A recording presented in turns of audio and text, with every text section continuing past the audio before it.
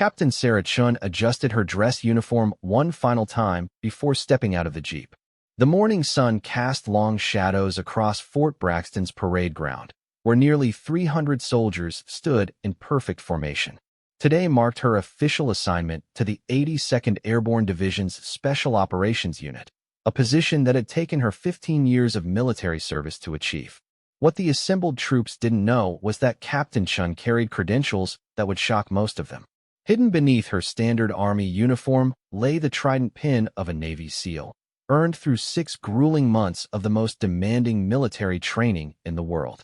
Her assignment here was part of a classified joint operations initiative, placing elite Special Forces personnel within conventional units to enhance tactical capabilities. Sarah had requested that her SEAL background remain classified for the first month of her assignment. She wanted to earn respect based on her leadership abilities, not her reputation. The decision would prove more challenging than she anticipated. General Marcus Whitfield stood at the head of the formation, his chest heavy with ribbons, and his face weathered from 30 years of military service. He commanded respect through intimidation, ruling his division with an iron fist that had earned him both fear and grudging admiration from his subordinates. Whitfield believed deeply that women had no place in combat roles, despite official military policy stating otherwise. The general had fought the assignment of Captain Chun from the moment he received her orders. He viewed her placement as political correctness run amok, a decision made by Pentagon bureaucrats who had never faced real combat. Today, he planned to make his feelings clear. Soldiers, General Whitfield's voice boomed across the parade ground. Today we welcome Captain Sarah Chun to our division. She comes to us from various administrative positions, with little actual field experience. Sarah's jaw tightened slightly, but her expression remained neutral. Her service record included 3 combat deployments in Afghanistan, 2 classified missions in Syria, and extensive training operations across 4 continents.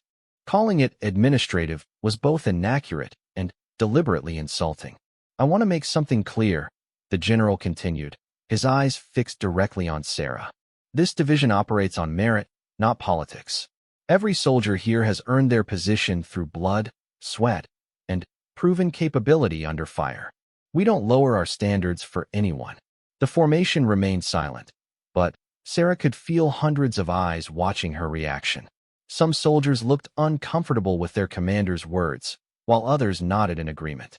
She had faced similar situations before and knew that responding with emotion would only validate their doubts. Lieutenant Colonel James Morrison, the unit's second-in-command, shifted uncomfortably beside the general. Morrison had served with distinction for 22 years and knew quality leadership when he saw it. Captain Chen's record, even with classified sections redacted, clearly indicated exceptional service. The general's behavior troubled him, but challenging a superior officer publicly would end his career. Captain Chun, General Whitfield addressed her directly. Would you care to address the troops? Perhaps tell us about your extensive combat experience. The question dripped with sarcasm. Sarah stepped forward, her posture perfect, and her voice clear. General, I look forward to serving alongside these outstanding soldiers. I believe actions speak louder than words, and I hope to demonstrate my commitment to this unit through performance, not speeches. Several soldiers in the formation exchanged glances. Her response was professional and appropriate, showing neither weakness nor arrogance. Staff Sergeant Maria Rodriguez, a 12-year veteran who commanded respect throughout the division, found herself impressed despite her initial skepticism. How refreshing, the general replied, his tone making clear he found nothing refreshing about it. Well, Captain, since you prefer action to words, I have an opportunity for you. This afternoon, we're conducting combat readiness exercises. Standard stuff, obstacle courses, marksmanship, tactical scenarios. Nothing too demanding for someone with your background. Sarah recognized the trap immediately. The general was setting her up for public failure, hoping to justify his opposition to her assignment. The combat readiness exercises at Fort Braxton were notorious for their difficulty, designed to push even the most experienced soldiers to their limits. Many male officers had failed these same tests. I welcome the opportunity, sir, Sarah replied without hesitation. When do we begin? The general smiled, but there was no warmth in it. 1400 hours, Captain. I'll be personally observing to ensure proper evaluation standards are maintained. As the formation was dismissed, soldiers clustered in small groups, discussing the morning's events. Most had never seen a general so openly hostile to a new officer, regardless of their gender. The betting pools that immediately formed gave Captain Chen poor odds of success. Staff Sergeant Rodriguez approached one such group of soldiers. "What do you think, Rodriguez?" asked Private First Class Jackson, a young soldier fresh from basic training. "Think she can handle it?" Rodriguez had been thinking the same thing. She had never seen the combat readiness course beaten by anyone who wasn't in exceptional physical condition and possessed extensive tactical training. Captain Chen appeared fit, but the course demanded more than fitness. It required skills that typically took years of specialized training to develop. "Hard to say," Rodriguez replied honestly. "The general's obviously trying to make a point. Question is whether the captain can handle whatever he throws at her." Meanwhile, in the officers' mess hall, Lieutenant Colonel Morrison confronted his commanding officer. "Sir, with respect, what happened out there was inappropriate. Captain Chun deserves the same professional treatment as any other officer." General Whitfield poured himself coffee, his movements deliberate and controlled. "Morrison, you've been in the Army long enough to understand that leadership requires difficult decisions. That woman is here because some politician wanted to make a statement. When she fails today's exercises, which she will, it'll be clear to everyone that merit matters more than politics." "And if she doesn't fail?" Morrison asked. The general's laugh was harsh. "She will. The course I've designed for this afternoon would challenge most of our Special Forces veterans. An administrative officer with a pretty uniform doesn't stand a chance." What General Whitfield didn't know was that Captain Chun had spent her lunch hours studying base maps and conducting reconnaissance of the training areas. Years of SEAL training had taught her to gather intelligence before any operation, no matter how routine it might appear. The combat readiness course at Fort Braxton consisted of 5 distinct phases, each designed to test different aspects of military capability. The obstacle course tested physical fitness and agility. The marksmanship range evaluated accuracy under stress. The tactical scenario required strategic thinking and leadership under pressure. The survival exercise tested resourcefulness and endurance. Finally, the emergency medical component evaluated ability to perform life-saving procedures under combat conditions. Sarah had faced similar challenges during her SEAL training, but those exercises occurred in controlled environments with instructors focused on education rather than failure. Today would be different. General Whitfield intended to use this exercise as proof that women couldn't meet military standards, regardless of their actual capabilities. At 13:30 hours, Captain Chun reported to the training area wearing standard combat gear.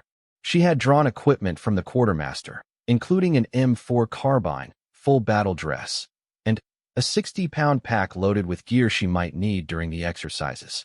General Whitfield waited with a clipboard and stopwatch, surrounded by several senior officers who would serve as evaluators. The testing area buzzed with activity as word spread throughout the base. Soldiers found excuses to be nearby, curious to witness what many expected would be a public humiliation. "Captain Chun," the general announced loudly enough for nearby soldiers to hear, "you'll be evaluated on the same standards we use for our special operations candidates. No modifications, no allowances. Complete all 5 phases within the time limit, and you pass.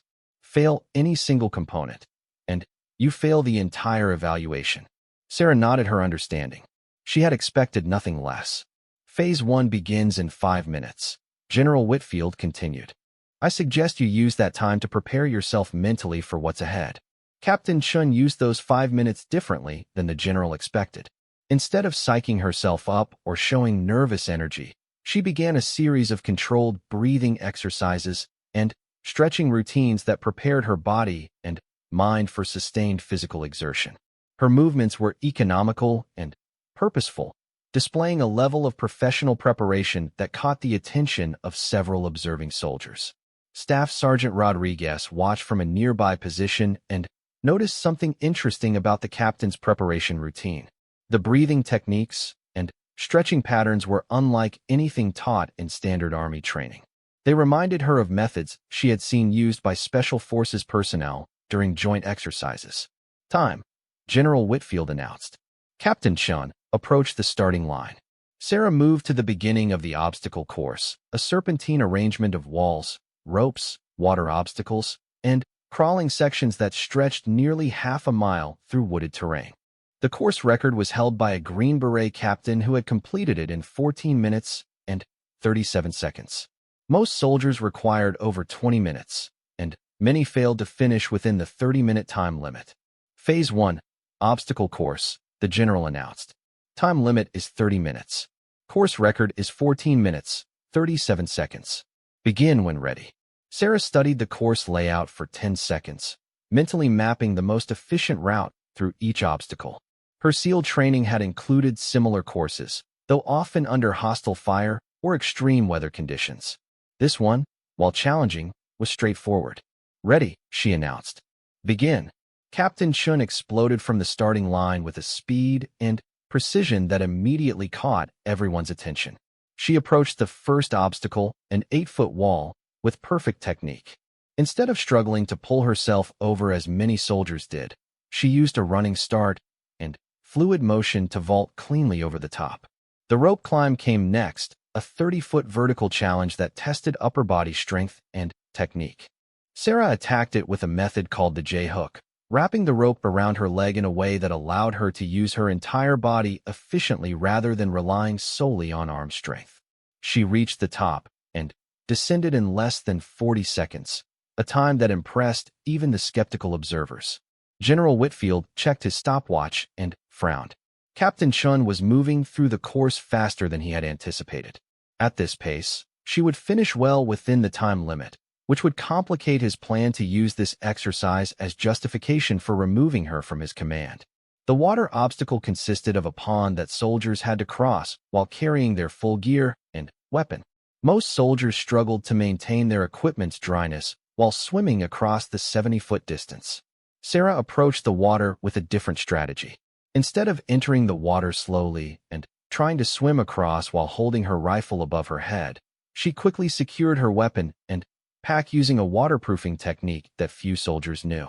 Then, she entered the water and swam across using a combat stroke that prioritized speed over comfort. When she emerged on the far side, her gear was secure and dry, and she had crossed the obstacle in half the time most soldiers required. The crawling section came next, requiring soldiers to low-crawl beneath barbed wire for 100 yards while carrying their full gear. This obstacle had ended many soldiers' attempts, as the combination of physical difficulty and discomfort often broke their will to continue. Sarah approached the crawling section with the same professional efficiency she had displayed throughout the course. Her movements were controlled and rhythmic, conserving energy while maintaining steady forward progress.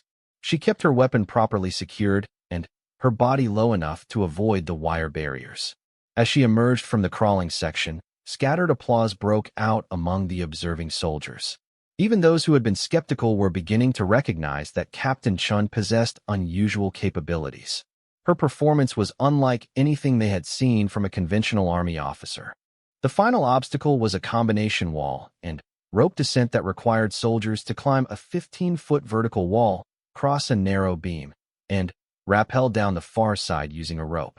This obstacle had the highest failure rate, as many soldiers either couldn't complete the climb or lost their nerve during the descent. Sarah approached the wall climb with confidence born of extensive experience. During SEAL training, she had completed similar obstacles while carrying wounded teammates or under simulated combat conditions.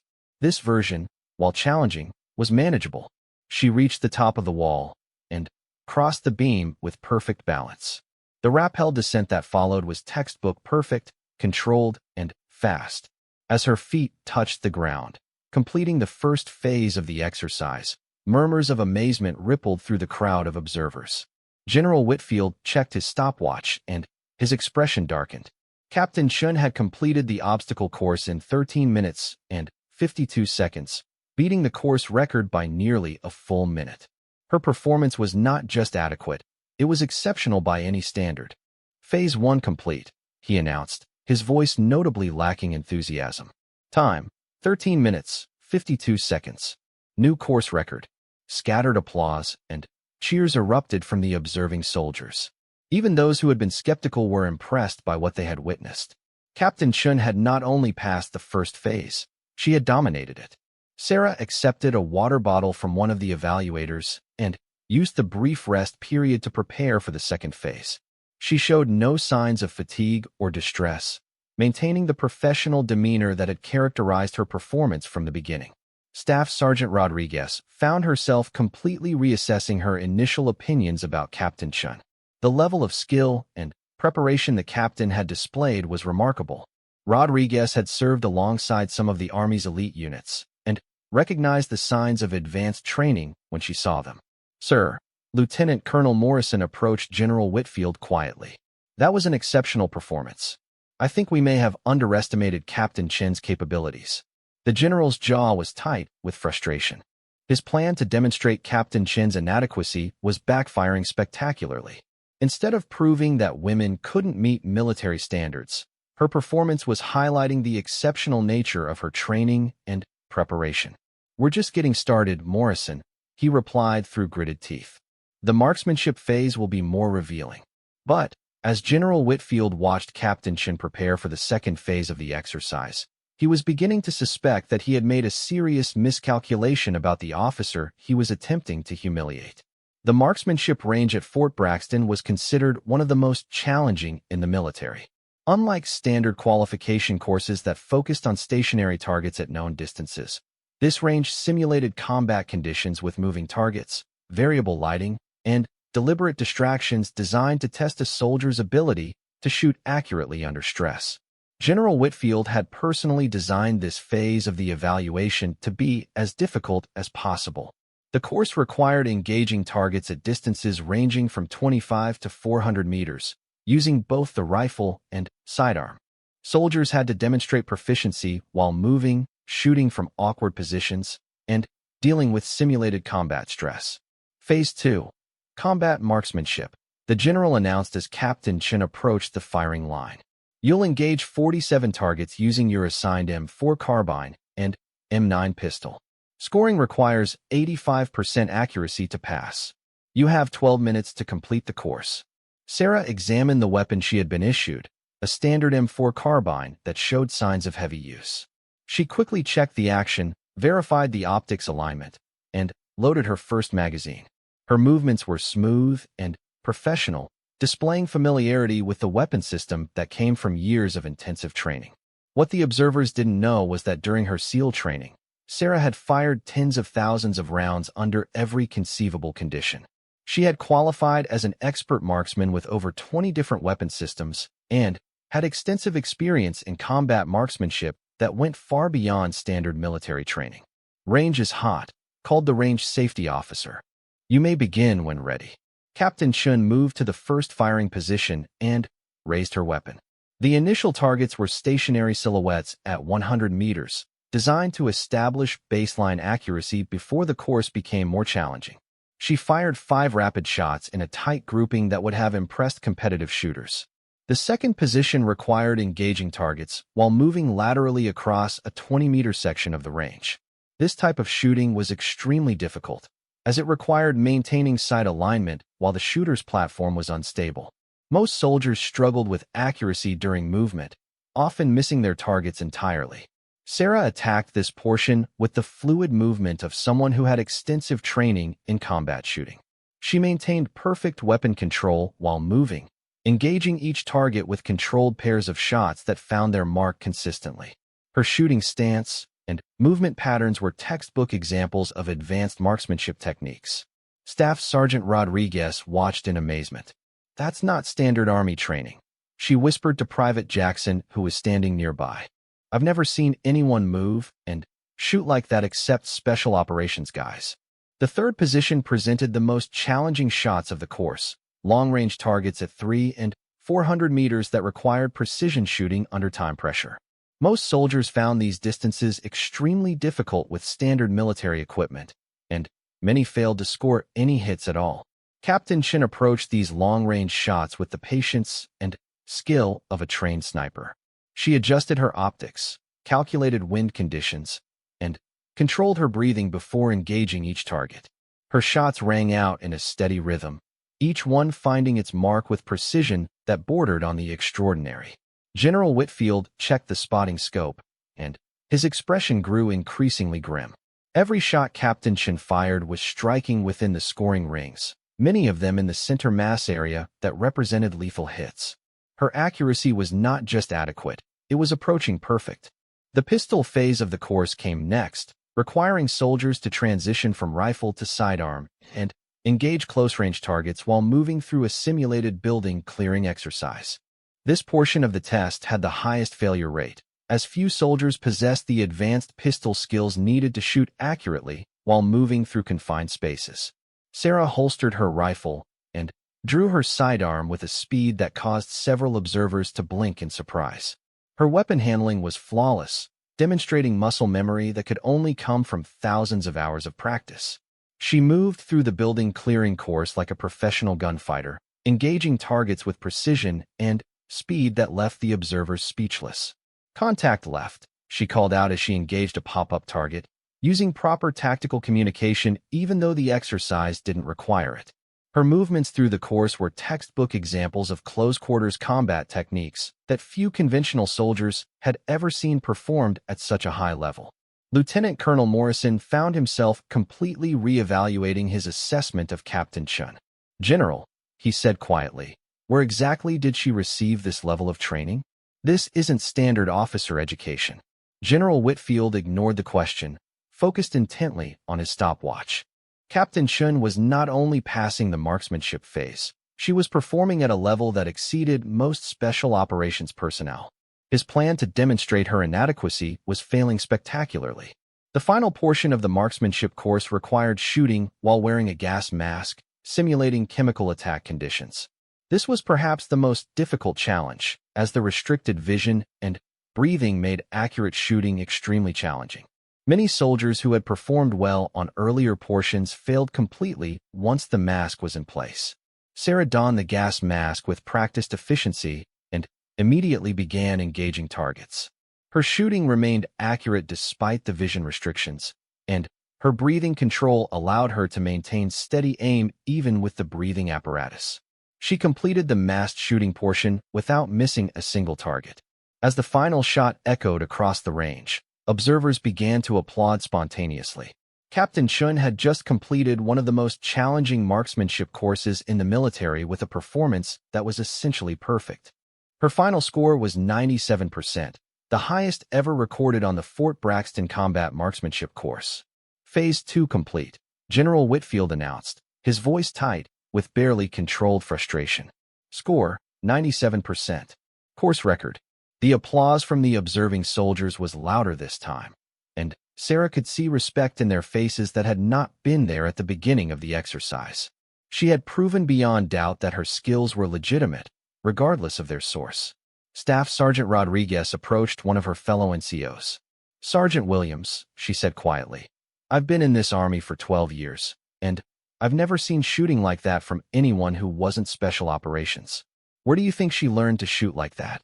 Sergeant Williams had been thinking the same thing. "I don't know, Rodriguez, but that wasn't normal training. That was advanced stuff. Real advanced." Meanwhile, General Whitfield was conferring with his evaluation team. "Gentlemen," he said quietly enough that nearby soldiers couldn't overhear, "I want the tactical scenario to be as challenging as possible. Use the urban combat simulation with multiple hostile actors. Make it realistic." The tactical scenario phase was designed to test leadership, decision-making, and tactical expertise under pressure. Soldiers were presented with a simulated combat situation requiring them to lead a small unit through a complex mission while dealing with unexpected complications and hostile action. General Whitfield had chosen the urban combat scenario specifically because it was the most difficult option available. The scenario placed the test subject in command of a squad-sized unit tasked with securing a hostile building while dealing with civilian populations, improvised explosive devices, and enemy combatants. Most officers required multiple attempts to successfully complete this scenario. Phase 3, Tactical Leadership Scenario, the general announced. You'll command a 9-person squad through an urban combat mission. Your objective is to secure the target building and extract a high-value individual while minimizing casualties to your unit and civilian populations. Sarah was introduced to her temporary squad, a mix of sergeants and specialists who had volunteered to participate in the exercise. Most looked skeptical about following orders from an officer they had never worked with before, especially one whose capabilities were still being questioned by their commanding general. "Ma'am," said Sergeant First Class Thompson, the squad's senior NCO, "we've run this scenario before. It's tough, real tough. Most officers take 2 or 3 tries to get it right." Sarah studied the mission briefing and tactical map for several minutes, asking detailed questions about enemy capabilities, civilian populations, and available resources. Her questions demonstrated a level of tactical thinking that impressed the experienced NCOs assigned to her squad. "All right, listen up," she addressed the squad with quiet authority. "This mission requires careful coordination and disciplined execution. We're going to approach this methodically, with proper overwatch and communication protocols." The scenario began with the squad positioned outside a mock urban environment constructed for training purposes. The city consisted of multiple buildings, alleyways, and civilian areas that created a complex tactical puzzle requiring careful planning and execution. Captain Chen's approach to the mission immediately distinguished her from most officers who had attempted the scenario. Instead of rushing forward with aggressive tactics, she established proper security positions and conducted detailed reconnaissance before beginning the actual assault. "Thompson," she directed the squad leader, "establish overwatch positions here and here. Martinez, I want you monitoring communications. Rodriguez, your team has point, but we're moving slow and methodical." Her tactical communication was precise and professional, using proper military terminology and procedures that demonstrated extensive training in small unit tactics. She positioned her soldiers with the skill of someone who understood both the capabilities of individual weapons systems and the principles of coordinated fire and movement. As the squad began moving through the urban environment, they encountered their first challenge, a simulated improvised explosive device blocking their primary route to the objective. Most officers either tried to push through the obstacle or requested explosive ordnance disposal support that wasn't available. Captain Chun examined the situation and quickly developed an alternative approach. "We're going around," she decided. "Thompson, take your team through the building on the left. Martinez, establish a support position covering the alley. We'll breach through the adjacent structure." The plan she developed demonstrated advanced understanding of urban combat tactics. She used proper breaching procedures, established appropriate security, and maintained communication with all elements of her squad throughout the movement. Her decisions were based on sound tactical principles that minimized risk while maintaining mission focus. The enemy contact phase of the scenario presented the greatest challenge. Opposing force personnel, played by soldiers from another unit, engaged the squad with simulated weapons fire from multiple positions within the target building. This portion of the scenario tested the officer's ability to coordinate fire and movement under pressure while maintaining unit cohesion. Sarah's response to enemy contact was immediate and professional. "Contact front," she called out, quickly identifying enemy positions and directing her squad's response. "Thompson, suppressive fire on the second-floor windows. Martinez, move your team to the north wall. Rodriguez, prepare to breach on my command." Her battle management skills were exceptional. She maintained situational awareness of all squad members while directing the tactical flow of the engagement. Her commands were clear and timely, demonstrating the kind of leadership that comes from extensive combat experience. The scenario climaxed with the actual building assault, requiring the squad to clear multiple rooms while searching for the simulated high-value target. This phase tested not only tactical skills, but also the ability to make rapid decisions under pressure while managing competing priorities.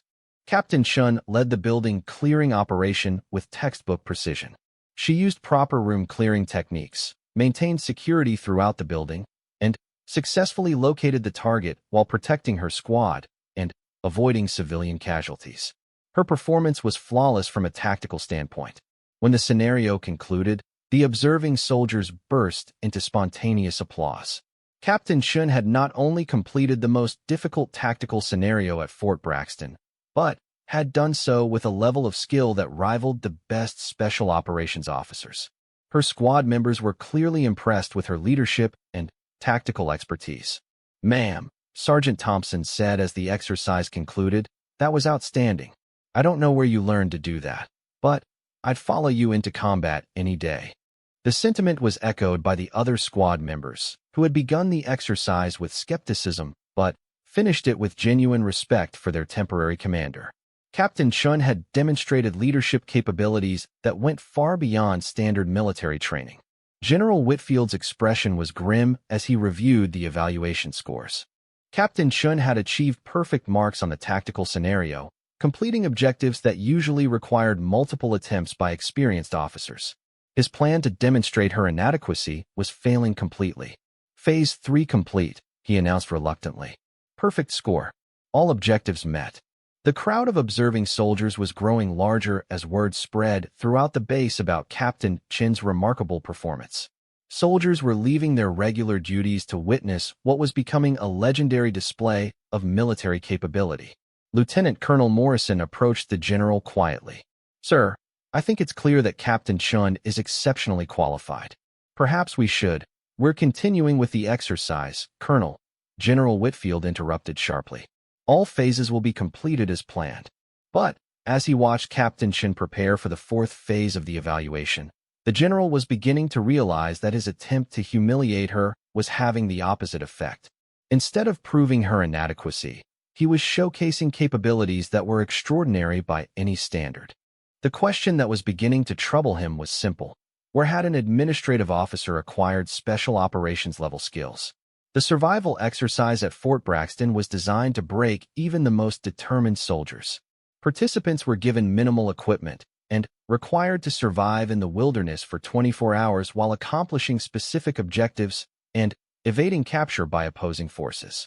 The exercise tested not only physical endurance, but also mental toughness, resourcefulness, and the ability to operate independently under extreme stress. General Whitfield had personally selected this particular version of the survival exercise because it had a failure rate of over 60%. Soldiers were dropped into a dense forest area with nothing but a knife, a water purification tablet, basic first aid supplies, and a map showing 3 checkpoints they had to reach within the time limit. Meanwhile, teams of experienced soldiers hunted them as opposing forces, using tracking techniques and tactical knowledge to capture participants before they could complete their objectives. Phase 4, Survival and Evasion. The general announced as a helicopter prepared to transport Captain Chun to the starting point. 24 hours to reach 3 checkpoints and return to base while avoiding capture.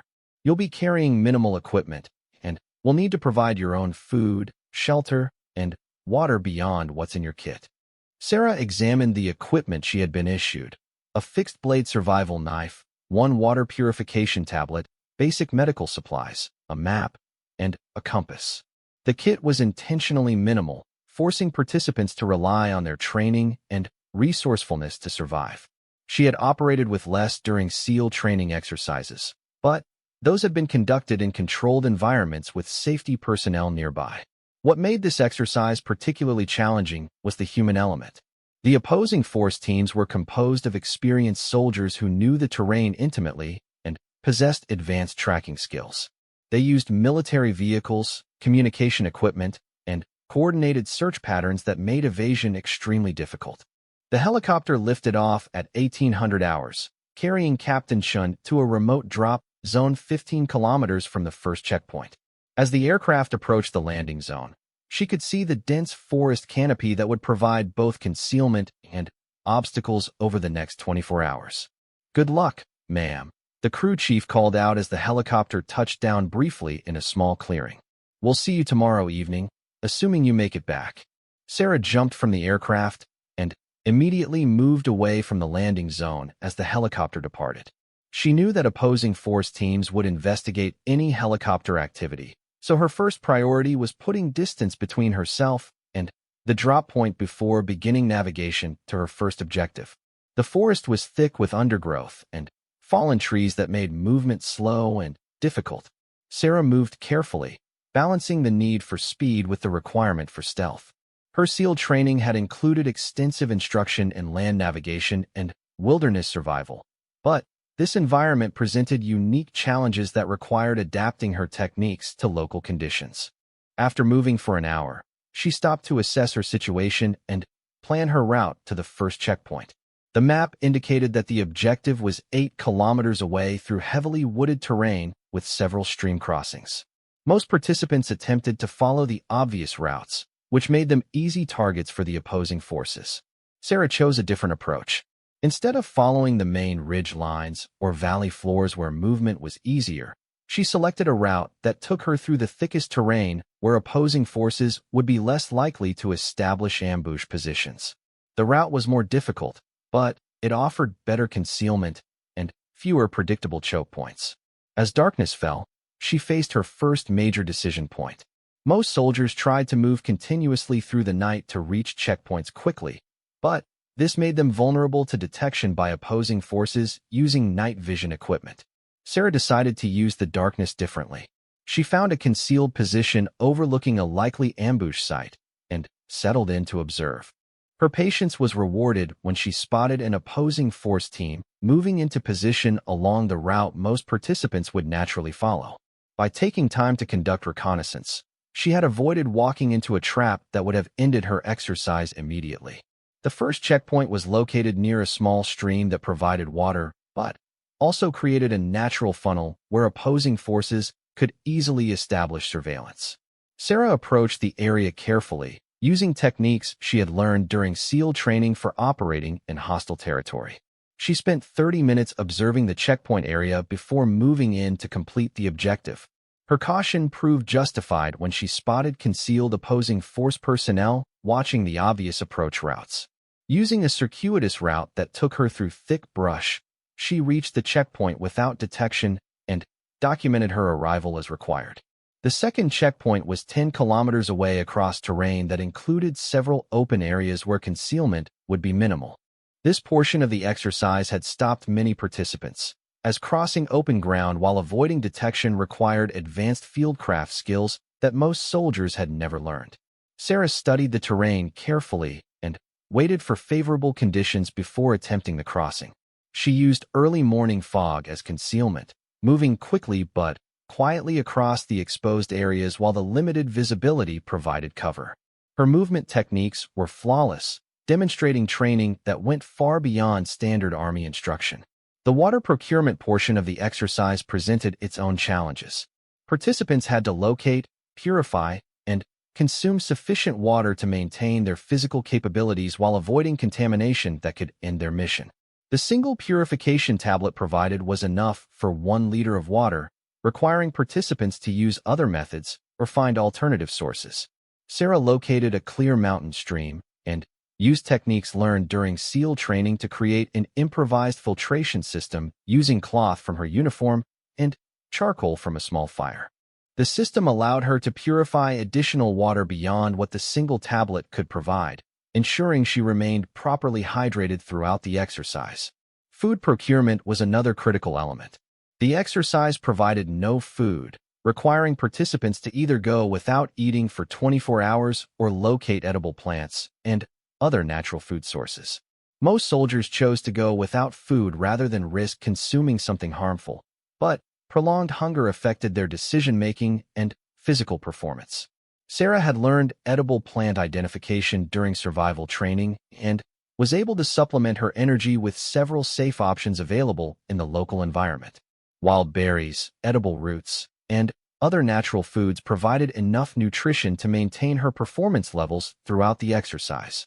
The most challenging aspect of the exercise was the psychological pressure created by constant threat of capture. Opposing force teams maintained continuous patrols throughout the area, using radio communication and coordinated search patterns that kept participants under constant stress.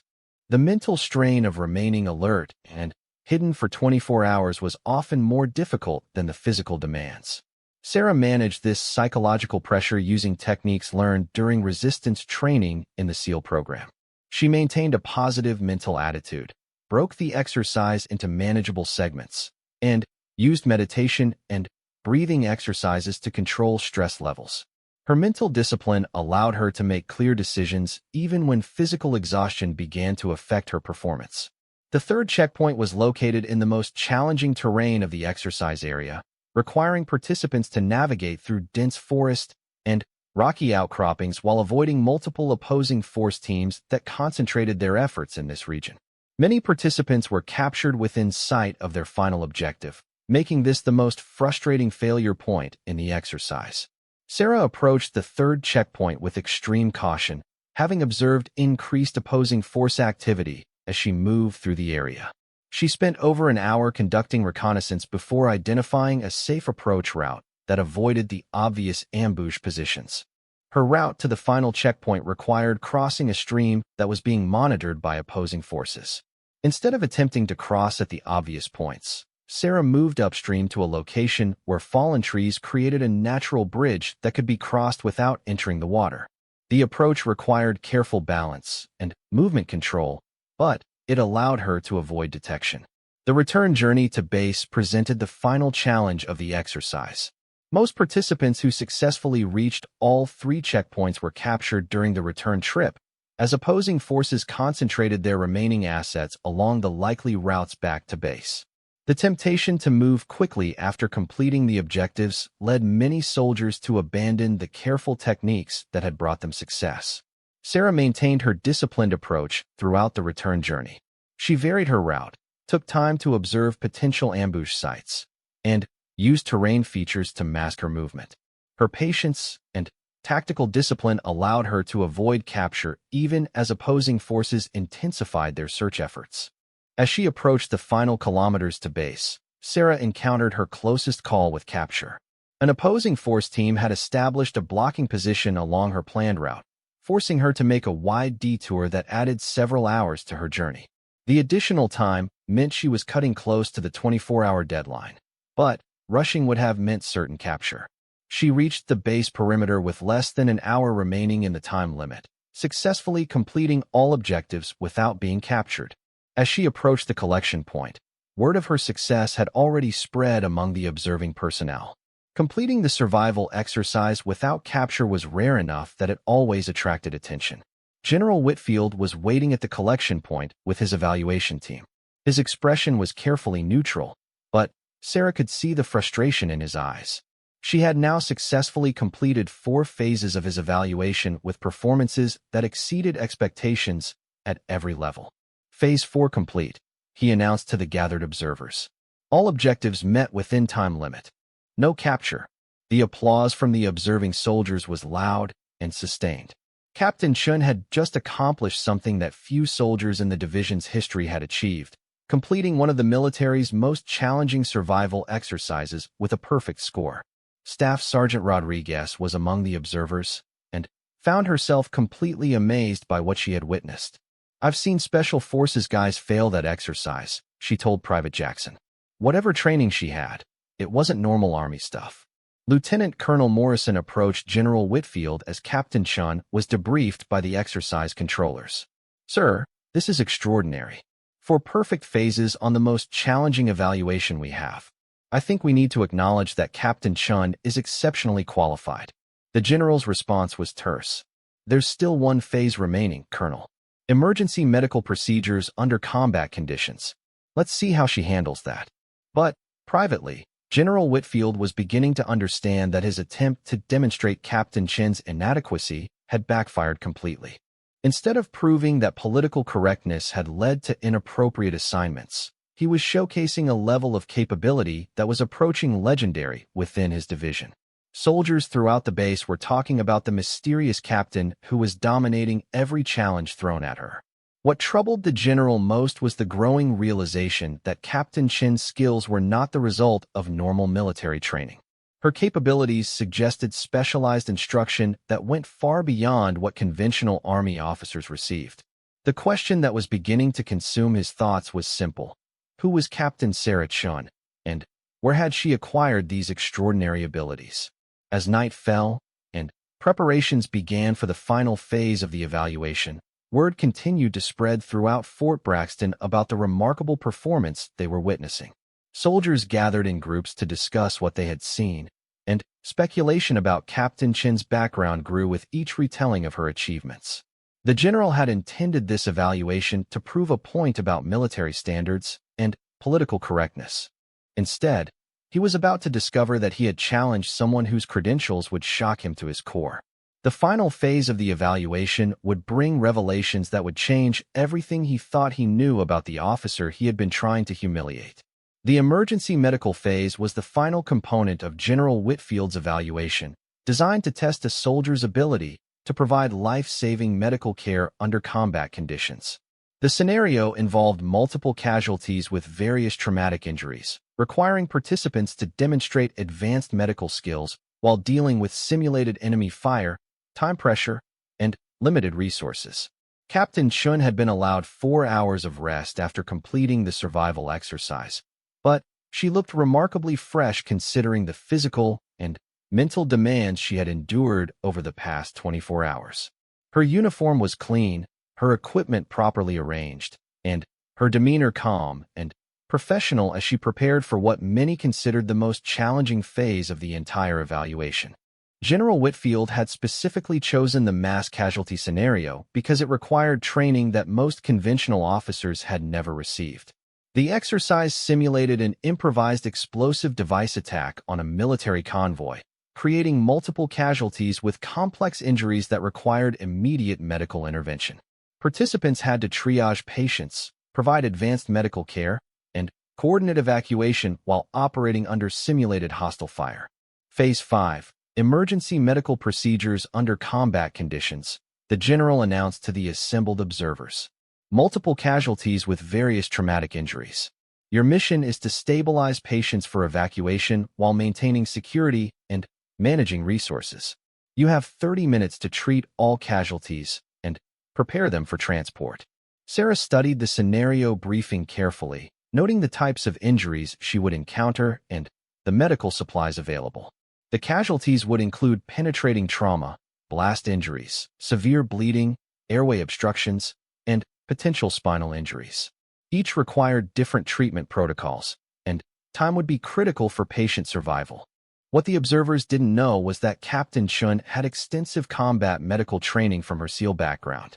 Navy SEALs received advanced medical instruction that went far beyond standard military first aid, learning techniques typically reserved for combat medics and military physicians. She had treated real casualties under hostile fire during her deployments, giving her experience that couldn't be simulated in training. The medical scenario began with a thunderous explosion that simulated the improvised explosive device blast. Smoke machines filled the area with realistic haze, while speakers provided the sounds of combat and wounded soldiers calling for help. The chaos was intentionally overwhelming, designed to test a participant's ability to function effectively under extreme stress. Sarah immediately took charge of the situation with the calm authority of someone who had faced similar circumstances in actual combat. "Medic," she called out, establishing her role as medical team leader. "I need accountability of all personnel and immediate triage of casualties." Her first actions demonstrated advanced medical training. Instead of rushing to the first casualty she encountered, Sarah conducted a rapid assessment of the entire scene to identify the most critical patients and establish treatment priorities. This systematic approach was characteristic of advanced medical personnel who understood the principles of battlefield medicine.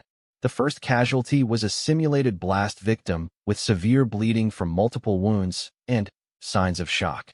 Most participants struggled with this type of injury, as controlling massive bleeding while maintaining blood pressure required techniques not typically taught in basic first aid courses.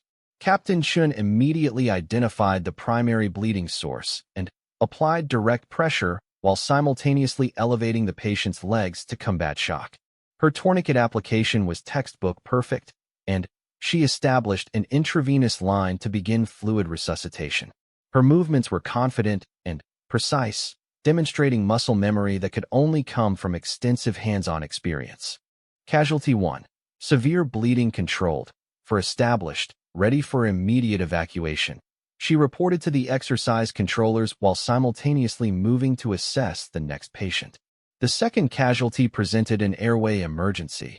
simulating a blast victim with facial trauma that compromised breathing. This type of injury required advanced airway management techniques that most soldiers had never learned, as the procedures typically required specialized medical training. Sarah quickly assessed the patient's airway and recognized the need for immediate intervention. She performed a surgical cricothyrotomy, creating an emergency airway through a small incision in the throat that bypassed the damaged facial structures. The procedure was completed rapidly and professionally, with technique that impressed even the medical personnel serving as exercise evaluators.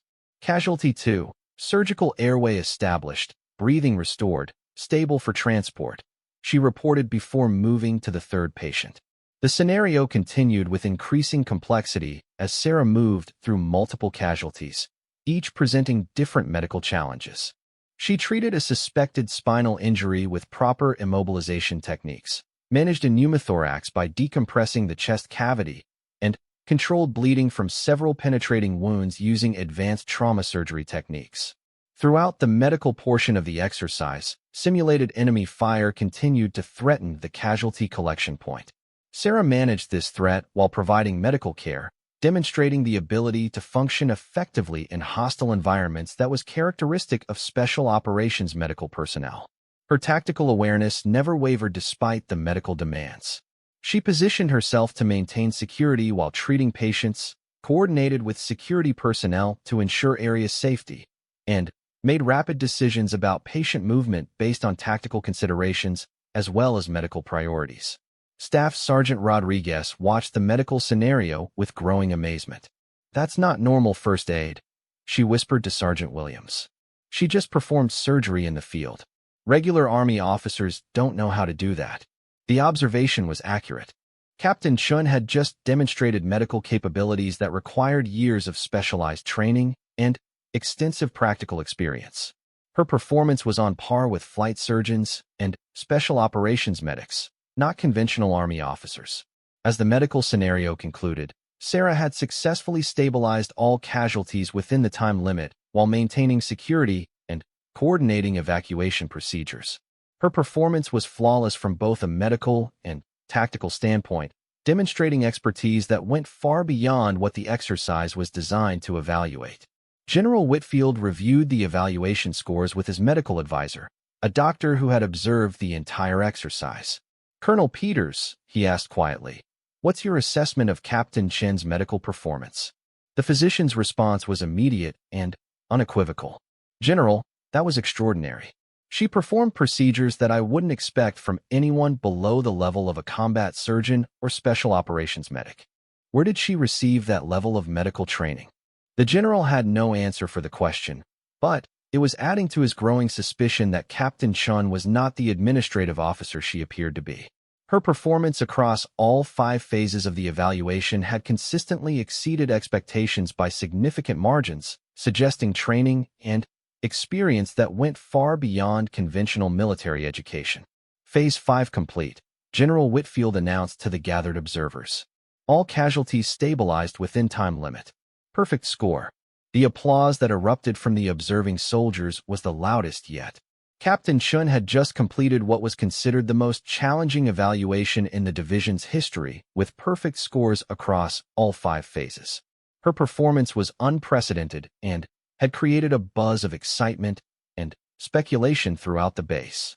Lieutenant Colonel Morrison approached the general as the crowd began to disperse.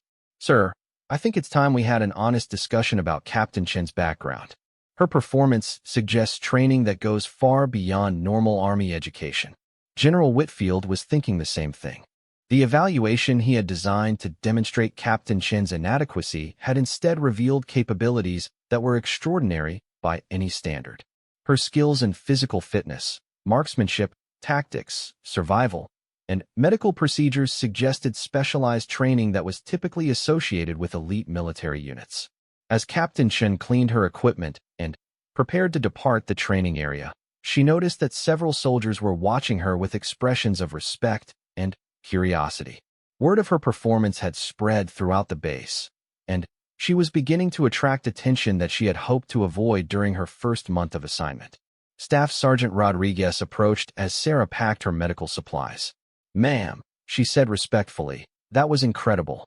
I've been in this army for 12 years, and I've never seen anything like what you just did. Where did you learn those skills? Sarah looked at the experienced NCO and recognized genuine curiosity rather than skepticism. Thank you, Sergeant. I've had the opportunity for some additional training over the years. The response was diplomatically vague, but Rodriguez wasn't satisfied. Ma'am, with respect, that wasn't just additional training. What you did today was special operations level stuff. Are you sure you're just a regular Army captain? Captain Chin smiled slightly, but maintained her professional demeanor. I'm exactly what my orders say I am, Sergeant. A captain assigned to this division. But, as Sarah walked toward the parking area, she knew that her attempt to keep her sealed background classified was becoming increasingly difficult. Her performance during the evaluation had been too exceptional to attribute to normal military training. Questions were being asked that would soon require answers. General Whitfield watched Captain Chin depart and found himself facing an uncomfortable reality. His attempt to humiliate her had not only failed spectacularly but had also revealed that she possessed qualifications that made his own credentials pale in comparison. The evaluation had backfired completely, creating exactly the opposite impression he had intended. That evening, the general sat in his office reviewing Captain Chin's service record for the third time that day. The document was frustratingly vague about her actual training and assignments, with large sections either classified or described in general terms that revealed little about her specific capabilities. A knock on his door interrupted his thoughts. "Enter," he called out, and Lieutenant Colonel Morrison stepped into the office. "Sir," Morrison began carefully, "I've been making some discreet inquiries about Captain Chin's background. Her assignment to our division came through some very high-level channels, and there are aspects of her record that are heavily classified." General Whitfield leaned back in his chair. "What kind of aspects, Colonel?" Morrison consulted his notes. "Well, sir, her previous assignments are listed in very general terms, but the units she's served with have some interesting characteristics. She spent time with Naval Special Warfare Command, did a rotation with Special Operations Command Central, and has several decorations that are typically associated with classified missions." The general felt a cold realization beginning to form. "Colonel, are you suggesting that Captain Chun might have special operations background?" "Sir," Morrison replied carefully, "I'm suggesting that tomorrow morning you might want to make some phone calls before this situation goes any further. Because if Captain Chun is who I think she might be, today's evaluation may have been the biggest mistake of your career." General Whitfield spent a sleepless night considering the implications of Morrison's words. If Captain Chun possessed special operations credentials that had been kept classified, his public attempt to humiliate her would look like either incompetence or deliberate harassment of a decorated veteran. Either interpretation could end his career. The next morning brought phone calls that would confirm his worst fears and force him to confront the reality of who he had been dealing with. Captain Sarah Chun was about to reveal credentials that would shock everyone at Fort Braxton and change the general's perspective on everything he thought he knew about military standards and qualifications. The stage was set for revelations that would transform Captain Chun from a mysterious newcomer into a legend within the division, while simultaneously forcing General Whitfield to face the consequences of his prejudice and poor judgment. The confrontation that had seemed so simple the day before was about to become far more complex than anyone had anticipated. General Whitfield's phone rang at 0600 hours, earlier than he typically received official calls. The caller identification showed a number from Naval Special Warfare Command in Coronado, California, immediately sending a chill through the general's stomach. His inquiries from the previous evening had apparently triggered some high-level attention that he was not prepared to handle. "General Whitfield," he answered, trying to keep his voice steady. "General, this is Admiral Rebecca Morrison, Commander of Naval Special Warfare Command.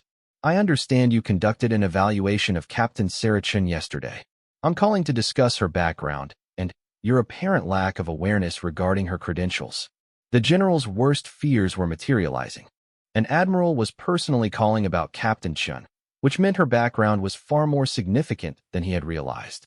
"Admiral, I wasn't fully briefed on Captain Chin's complete service history. Her assignment came through normal channels." General Whitfield. The admiral's voice was crisp and professional, but carried an undertone that suggested serious displeasure. Captain Chun is on loan to your division as part of a classified joint operations program. Her credentials include completion of Navy SEAL training, multiple combat deployments with SEAL Team 6, and decorations that include the Navy Cross for Valor Under Fire. Did you seriously conduct a competency evaluation on one of the military's most decorated special operations officers? The general felt his career flashing before his eyes. Admiral, I was not informed of Captain Chen's SEAL background. Her records indicated administrative assignments. Her records are classified, General, which is why they appear administrative. Captain Chen specifically requested that her SEAL credentials remain classified during her first month with your division. She wanted to earn respect based on her leadership abilities rather than her reputation. Your evaluation yesterday has made that approach impossible. General Whitfield was beginning to understand the magnitude of his mistake. Admiral, I had no way of knowing.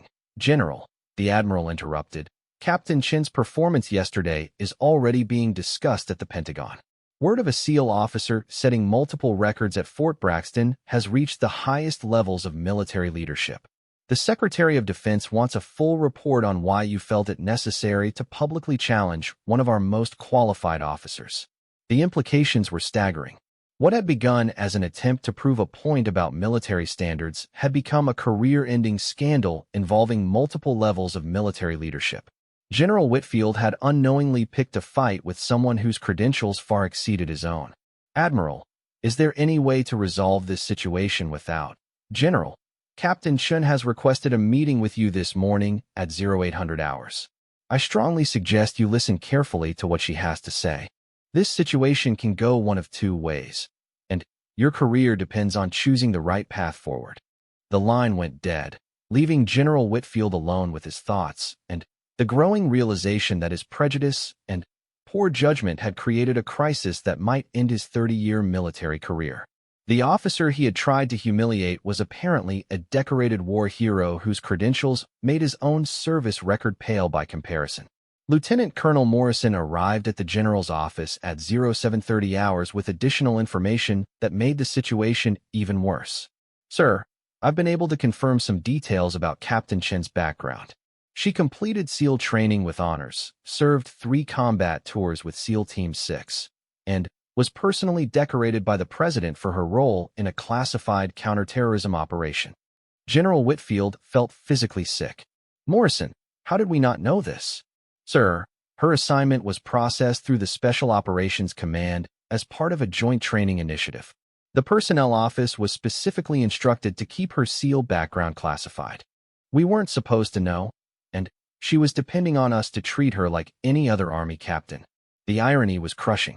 Captain Chun had specifically requested anonymity to prove herself through performance rather than reputation, and the general's prejudice had forced her into a situation where her exceptional background would inevitably be revealed. His attempt to demonstrate her inadequacy had instead showcased abilities that were extraordinary by any standard. At 0800 hours sharp, there was a knock on the general's door. Enter, he called out, and Captain Chen stepped into the office. She was in dress uniform, and, for the first time, General Whitfield noticed details he had missed before. Her ribbon rack included decorations that he now realized were associated with classified operations and exceptional valor. General Whitfield, she said with perfect military courtesy, I believe we need to discuss yesterday's events and their implications for my assignment to your division. The general gestured to a chair, but Captain Chun remained standing. Captain Chun, I want to apologize for, sir, she interrupted politely but firmly. Before you continue, I think you should understand exactly who you were dealing with yesterday. She reached into her portfolio and withdrew a document that she placed on the general's desk. It was her complete service record, unclassified for this specific meeting by order of Naval Special Warfare Command. The general's eyes widened as he read credentials that were among the most impressive he had ever seen. Captain Sarah Chun had graduated first in her class from the Naval Academy, completed SEAL training with distinction, served as a platoon leader with SEAL Team 6 during multiple combat deployments, earned the Navy Cross for extraordinary heroism during a classified hostage rescue operation, held advanced degrees in military strategy and international relations, and had been selected for promotion to major ahead of schedule. Her combat record included successful missions in Afghanistan, Syria, Somalia, and several locations that were still classified. She had been personally commended by the Secretary of Defense, the Chairman of the Joint Chiefs of Staff, and the President of the United States. Her assignment to Fort Braxton was part of a joint operations program designed to enhance conventional units with special operations expertise. Captain Chun, the general said quietly, "I had no idea." "Sir, you had no idea because I specifically requested that my background remain classified. I wanted to earn respect within your division based on my performance as an officer, not my reputation as a SEAL. Yesterday's evaluation has made that impossible." General Whitfield was beginning to understand the full scope of his mistake. "Captain, what can I do to make this right?" Sarah studied the general carefully before responding. "Sir, yesterday you challenged me publicly because you believed that women couldn't meet military standards. You were wrong about my capabilities, but, more importantly, you were wrong about your assumptions. There are qualified women serving throughout the military who deserve the same respect and opportunities as their male counterparts." The general nodded, recognizing the truth in her words. "You're absolutely right, Captain. My behavior was inappropriate and unprofessional. Sir, this division has outstanding soldiers who deserve leadership that recognizes merit regardless of gender, race, or background. Yesterday's evaluation demonstrated that assumptions can be dangerous when they're based on prejudice rather than facts." Captain Chin's words carried the weight of someone who had proven herself under the most demanding conditions possible. Her performance the previous day had not only vindicated her own capabilities but had also highlighted the unfairness of the general's assumptions about women in the military. "Captain," General Whitfield said after a long pause, "what do you recommend?" Sarah had clearly given this question considerable thought. "Sir, I recommend that we use this situation as a learning opportunity for the division. Your evaluation yesterday was intended to prove that I was unqualified. Instead, it demonstrated that assumptions about capability can be completely wrong. That lesson applies to every soldier in this division." She continued, "I also recommend that you reconsider your approach to evaluating officers based on their background rather than their performance. There are many qualified women serving in this division who deserve the same opportunities for advancement and recognition as their male counterparts." General Whitfield was struck by the professionalism of her response. Despite having been publicly humiliated by his prejudice, Captain Chin was focusing on positive change rather than personal revenge. Her approach demonstrated the kind of leadership that had earned her decorations for valor and advancement through the most elite units in the military. "Captain Chun," he said finally, "I want to personally apologize for my behavior yesterday. You deserved better treatment from me, and I allowed my personal biases to influence my professional judgment. That was wrong, and it won't happen again." Sarah acknowledged his apology with a nod. "Sir, I appreciate your apology. More importantly, I hope this experience will influence how you evaluate other officers in the future." As news of Captain Chin's true background spread throughout Fort Braxton, the reaction among the soldiers was one of amazement and respect. The mysterious captain who had dominated the previous day's evaluation was revealed to be one of the military's most decorated special operations officers, and her performance suddenly made complete sense. Staff Sergeant Rodriguez gathered her soldiers to discuss the revelations. "Listen up," she said to the group. "Captain Chun is a Navy SEAL with multiple combat deployments and decorations for valor. What we witnessed yesterday was a special operations officer operating at her normal level. That's what real military excellence looks like."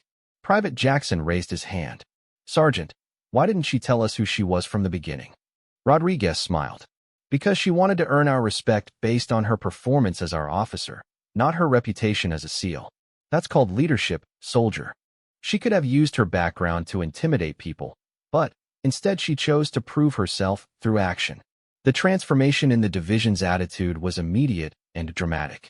Soldiers who had been skeptical of Captain Chun based on gender assumptions were now eager to learn from someone whose credentials were legendary within the special operations community.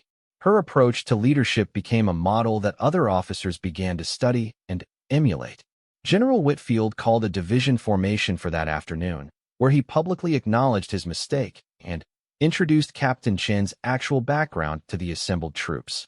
His apology was genuine and complete, and his endorsement of her qualifications was unequivocal.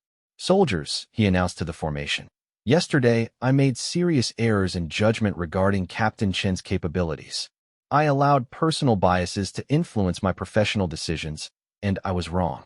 Captain Chun is one of the most qualified officers ever assigned to this division, and she deserves our complete support and respect." The general's public acknowledgement of his mistake earned him some measure of redemption within the division. Soldiers respected leaders who could admit errors and learn from them, and his willingness to apologize publicly demonstrated the kind of character that military personnel valued. Captain Chin's assignment to the division continued as planned, but now with full knowledge of her exceptional background. Her presence became a source of pride for the unit, and soldiers throughout Fort Braxton competed for opportunities to work with and learn from a decorated SEAL officer. The Joint Operations Program that had brought Captain Chun to Fort Braxton was considered a complete success. Her integration with conventional forces provided valuable training opportunities while enhancing the division's overall capabilities. The initial controversy had actually strengthened the program by demonstrating its value to skeptical conventional commanders. General Whitfield's career survived the incident, but he was forever changed by the experience.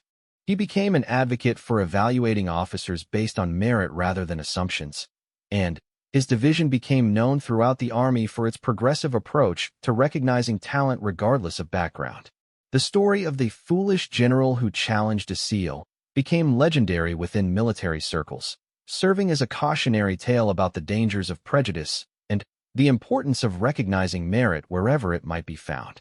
For Captain Sarah Chun, it marked the beginning of a new phase in her career, where her exceptional qualifications could be openly recognized and utilized for the benefit of the entire division. Years later, when both officers had moved on to other assignments, the lessons learned at Fort Braxton continued to influence military culture. The importance of evaluating people based on their capabilities rather than assumptions became a central theme in leadership training throughout the armed forces, ensuring that the painful but valuable lesson would benefit future generations of military personnel.